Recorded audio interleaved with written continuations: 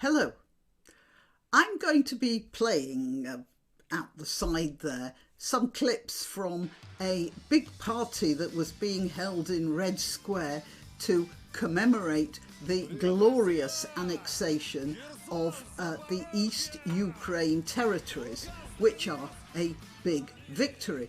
First of all, I want to make a sort of warning.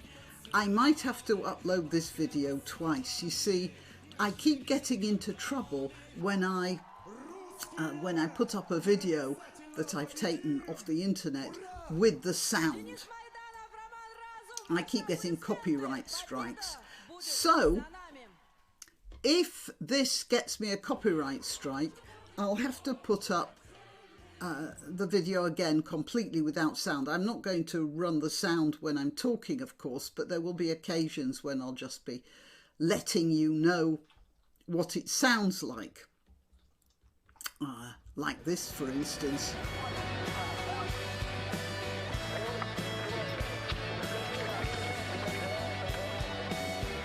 And the reason I'm risking this is when you show people singing and jumping about and dancing and stuff like that, and there isn't any music, they look really silly.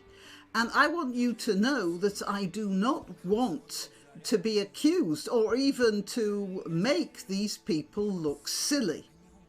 That is not my intention.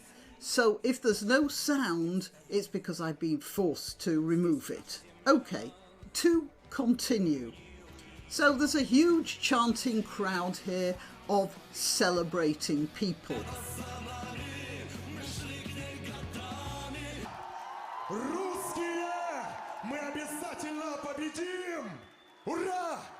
Денис Майданов, Роман Разум, ваши аплодисменты! Победа будет за нами!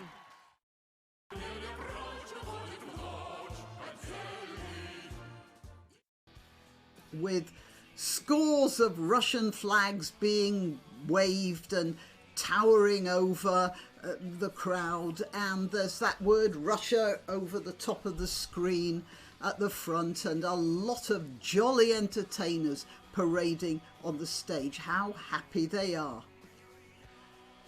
Maybe it's just me, but I get an atmosphere of desperation in that. I really do. Okay, I feel like it's forced in some way. I'm prepared to admit that my sympathies are not with them.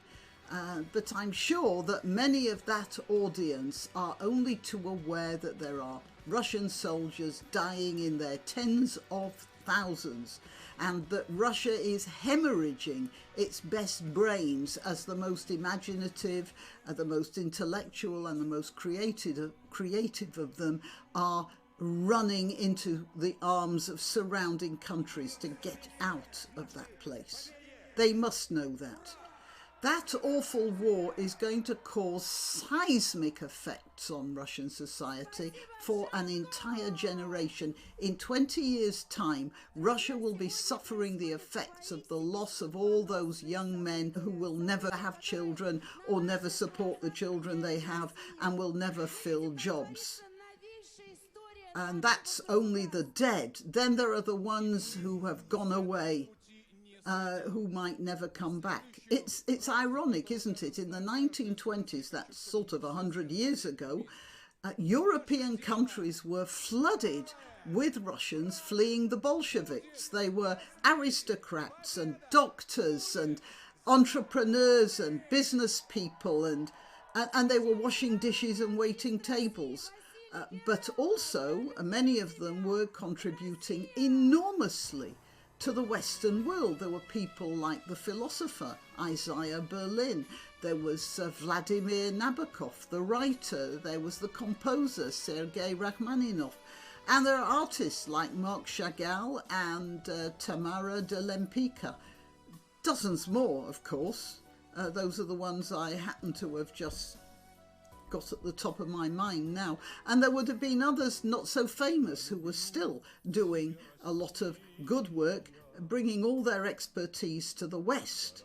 instead of using it to improve Russia. It's a tragedy for Russia that the most mobile, the most educated and the most imaginative and, well, the ones with the most get up and go, literally, are the ones who've left. Russia is squandering not only millions of rubles worth of materiel, which is being snapped up by the Ukrainian army, but also its intellectual classes, its future scientists, its artists and its entrepreneurs. Some will eventually go back, I suppose, but many won't, just like those dishwashers in the Paris restaurants of the 20s. As I said, very ironic. Anyway, back to the concert. Let's have some more music. Много раз в тебе пытались душу русскую убить, но нельзя тебя, я знаю, ни сломить, ни запугать. Ты мне родина родная, вольной волей дорога.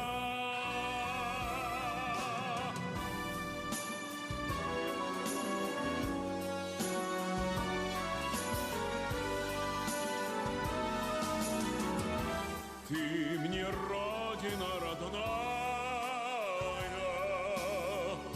вольной волей дорога. As I said, I feel there's a desperation here. No, there are many visitors to my channel whose sympathies are with the Russian side, and they say that it's all NATO's fault and all the rest of it. And, well, I know that some will disagree with my position, but this is how I feel about it. That concert is a sort of, it's a sham and everyone knows it. Well, many know it anyway. When I saw these clips, I was reminded of a brutally sad Italian film made in the late 1940s.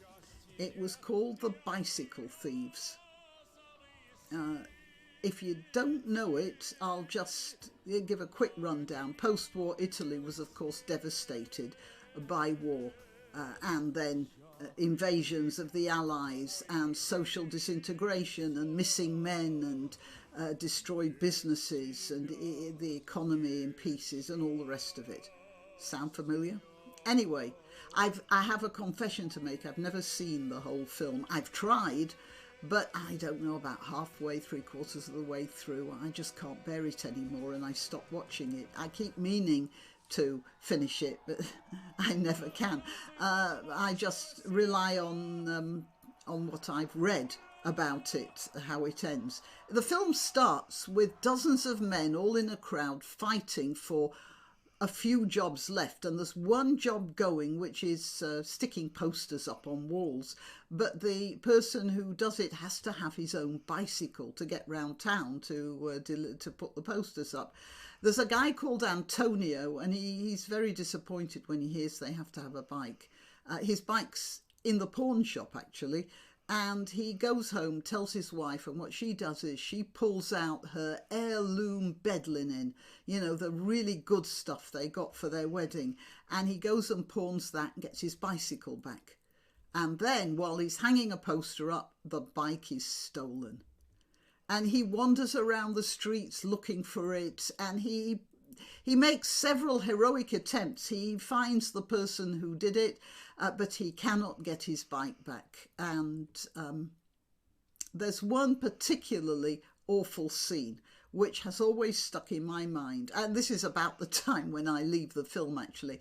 He has very little money left, but he's determined to give his son a treat, a sort of last gasp. and he takes his little boy to a restaurant. And while he's there, you know, there's music and there's light and there's food, and he's trying to look happy, and he's got his hand on the table, and you see there's a shot of him waving his hand to the music and sort of shaking his body and saying, oh, this is wonderful. Or, you know, one line is, eat when you're sad. Eating cures everything, he says, except death. And this forced jollity, it's amazing how the actor conveyed how his heart was bleeding, thinking about the starvation that his family are going to be suffering quite soon because he can't get a job. It's a truly awful scene. It's heartbreaking. And that jolly scene in Red Square with all those, you know, marionettes jerking about on the stage with inane grins on their faces reminded me of that scene in the restaurant in the Bicycle Thieves. Even if tomorrow Ukraine gave up claims to Crimea and all the lands in the east, you know, and said, all right, you know, take it, we'll stop fighting now, Russia won't benefit by any means, because even if it hangs on to that land, it will have been sapped of its best. And the effects will go on for years and years. There is no way that Russia can win, even if it wins. Okay, I'm Granniopteryx, feeling very sad for Russia, actually. I'm on YouTube, Rumble, BitChute and Minds. I let you know when I've uploaded a new video on Twitter, Gab and Parler, where I am, at Granniopteryx.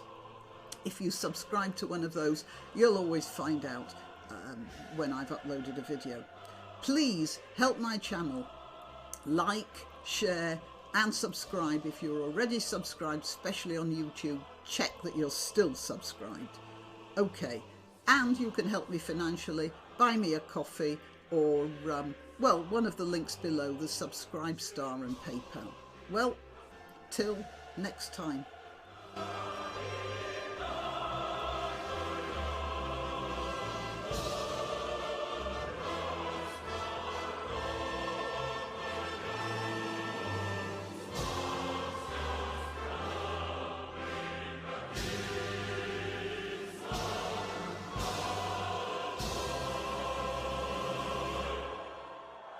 Спасибо.